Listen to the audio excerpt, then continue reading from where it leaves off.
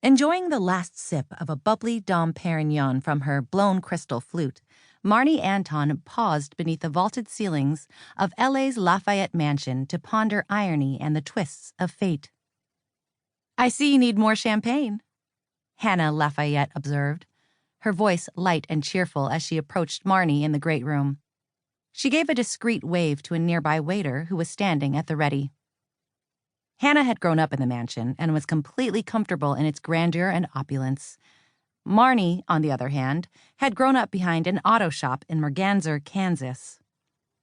A crisp-dressed, white-shirted man refilled her glass with the dry, deeply flavored golden champagne that foamed partway up to the rim. In a town full of entertainment power brokers, the late Alastair Lafayette still had an unbeatable wine cellar. "Thank you." Marnie gave the waiter a truly grateful smile. She might have grown up playing in a wheel alignment pit instead of a wine cellar, but that didn't mean she couldn't appreciate a great vintage. "I can feel the excitement from here." Hannah gestured to the dozen women chatting and laughing over drinks and hors d'oeuvres in scattered groups around the gracious room. "You didn't have to do all this." Marnie had been surprised when Hannah and her twin brother, Henry, had so wholeheartedly embraced supporting the Finding Paradise Alaskan matchmaking venture. They were hosting a launch party tonight, giving the selected women a chance to get to know one another before tomorrow's flight to Anchorage, then Fairbanks, then on to the small, rural town of Paradise. "We're more than happy to help out," Hannah said with what sounded like sincerity. "I know Mia transferred ownership of the house to us, but we still consider it hers, too." She paused for a moment, a thread of humor coming into her voice. "And Henry wouldn't have it any other way. He got a haircut, picked up a new suit, and shaved at 4 o'clock this afternoon." Marnie couldn't help but smile at Henry's eagerness to meet the young, eligible women who were participating in the endeavor. Her legal client and close friend, Mia Westberg, was the driving force behind the Alaskan matchmaking project.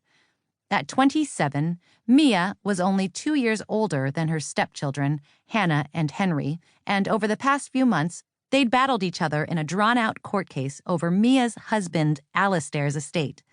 By rights, Marnie and Hannah should still be adversaries. Marnie had successfully argued for the fashion empire and mansion to go to Mia, as Alastair had directed. But Mia had promptly shared ownership of the company with the twins, handed over the family mansion to them, then ceded control of the company and moved to Paradise, Alaska. Having met bush pilot Silas Burke, and having seen the diamond ring he put on Mia's finger, Marnie didn't blame her friend for falling in love. But Mia had turned a clear court case win into what felt like a partial loss.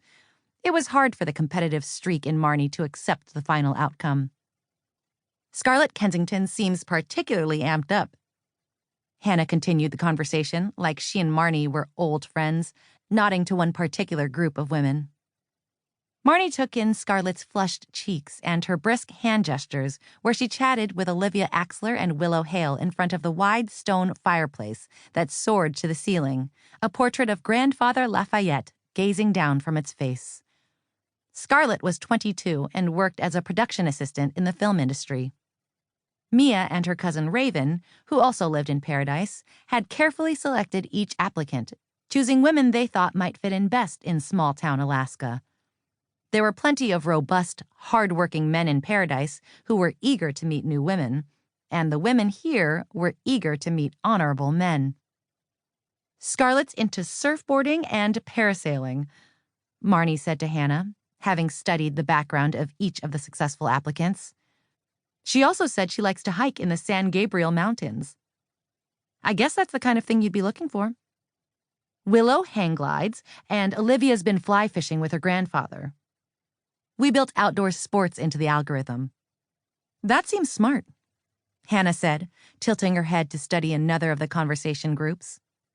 "From the pictures Mia sent, Paradise is nothing but mountains, trees, and rivers. You'd have to be outdoorsy to put up with that." Marnie had seen those same pictures. "They have a cafe, a bar, housing, well, cabins and camp trailers mostly, but there's the health center, the school, Galena Expediting's warehouse, and West Slope Aviation at the airstrip.